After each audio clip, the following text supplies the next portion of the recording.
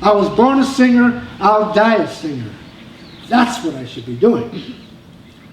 But wait, I haven't sung in almost 30 years. Who in their right mind would try and make a comeback at 66 years of age? I'm Mexican ancestrally, that's right. Chicano by choice. An American portrait by circumstances beyond my control. Can you walk into the door? Well, I'm not you won't get just like I do. Can you walk into the door like I do? A radical Chicano culture sculptor. Ahora vamos a ver, cabrones, los que dicen que los chicanos no tienen cultura. Now we'll see about Chicanos not having a culture. Another dream. Up in smoke. Yeah, you got it. All right. My name is Ruben Funkahuatl Guevara. I'm a musician-writer. I wrote my autobiography a few years ago. I had it published at the University of California Press. I have a chapter in there about that, about those camping days. The guys never talked about it. So until later, I learned about it later, and so there I am with these homies and lifelong friends. It's in a car club called the Apollos, and a couple of guys were in there. There's about about four or five Japanese American cats in there. It was important for me to write it, and I needed to write about it, and so I wrote it there. I wrote the chapter there on one of those camping trips. But basically, it's honoring, the experience and thinking about what they must have gone through. When I was feeling cold, I was thinking, heck, that's not half as cold as what they were going through. I wrote about that. What kind of a hellish experience it must have been. I knew Mike Yanagita. We worked together on a play that he was in, co-directed with Nobuko Miyamoto, and I believe it was 2004. I met Mike then, and a few years later he invited me to go up to the pilgrimage in Manzanar. So I did. Well, I had read about internment in a book that I was reading in Chicano Studies, oddly enough, back in the 70s. A book by Kerry McWilliams called North from Mexico. And there I talked in detail about the concentration camps. It blew my mind.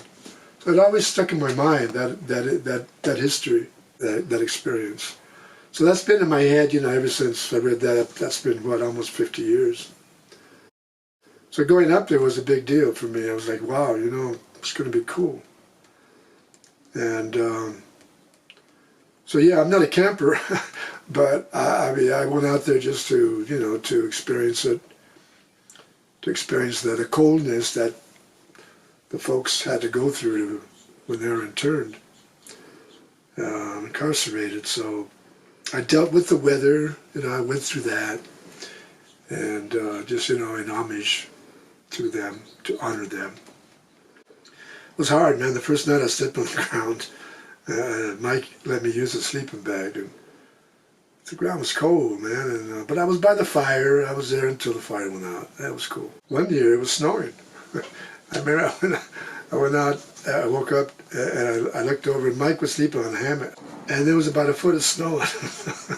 He was sleeping through that. Didn't seem to bother him. Him and Victor Shibata.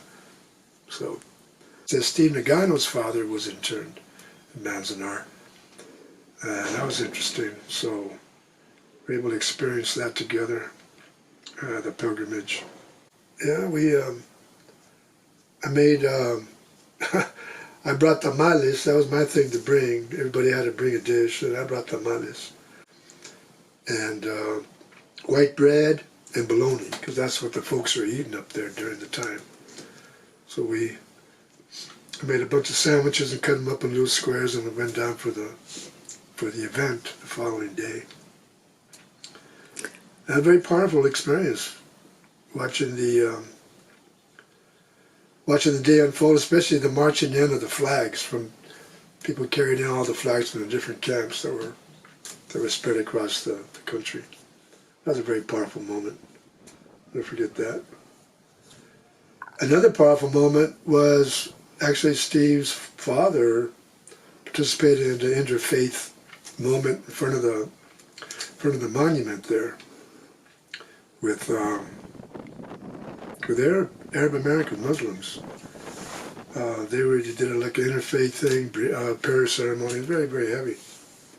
It was very cool. So no, I mean, to me, that whole experience to experience it was an honor, and it just created more of an appreciation and respect for the community, the Japanese American community, what they've endured, and to come back and to build up Little Tokyo, man, what an incredible achievement. So, yeah, I've got good memories there. It's lifelong memories, for sure. Mike let me borrow a sleeping bag, and I found a flat spot by the fire. Everybody turned in, but I stayed up with a cup of wine, watching the fire burn down like an opera of mortality. Slowly the glowing embers would die, only to be revived with a breath of air, and valiantly fight and gasp for their lives.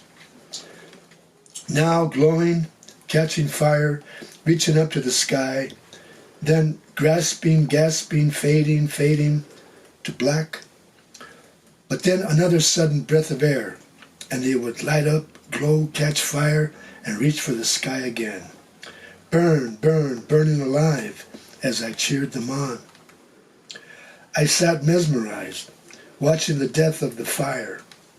Embers are fierce and subtle spirits. They don't die easy. They reminded me of those who were incarcerated in Manzanar, and of my many brushes with fire, and my defiant determination to stay alive.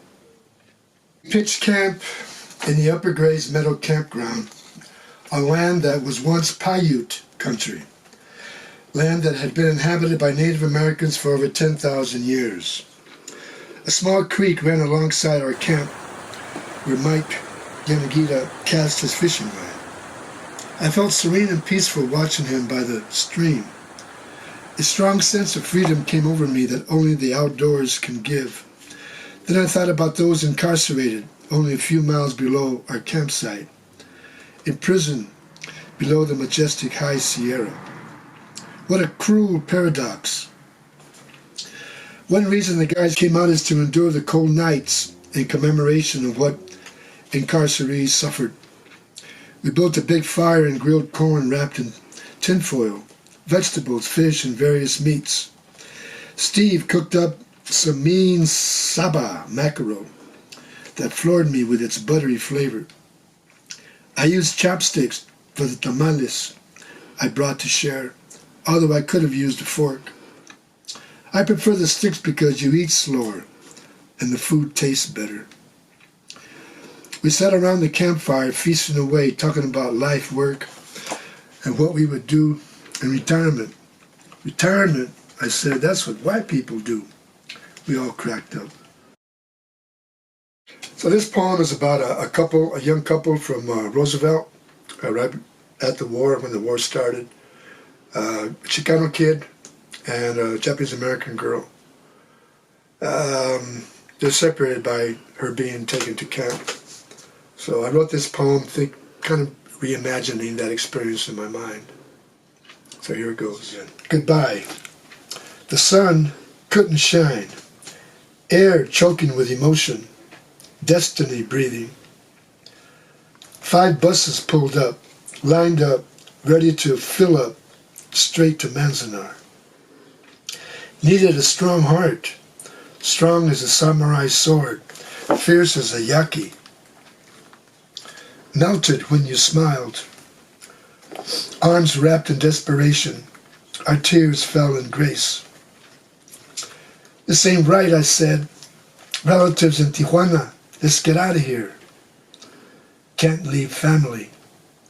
Can't leave my duty behind. It's my cross to bear. Watched you with parents, sitting in meditation. Honor, crown of thorns.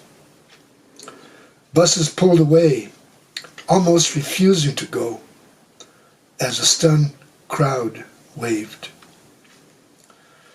Winds started to moan, dark clouds spun a sad rainbow, angels sang the blues. Sayonara, babe, cuídate bien, mi reina. Adiós, Yuriko. Te amo, Carlos. She wrote back, thanks for the beautiful haiku. You become a great poet. Here's my reply, also an informal haiku. Manzanar.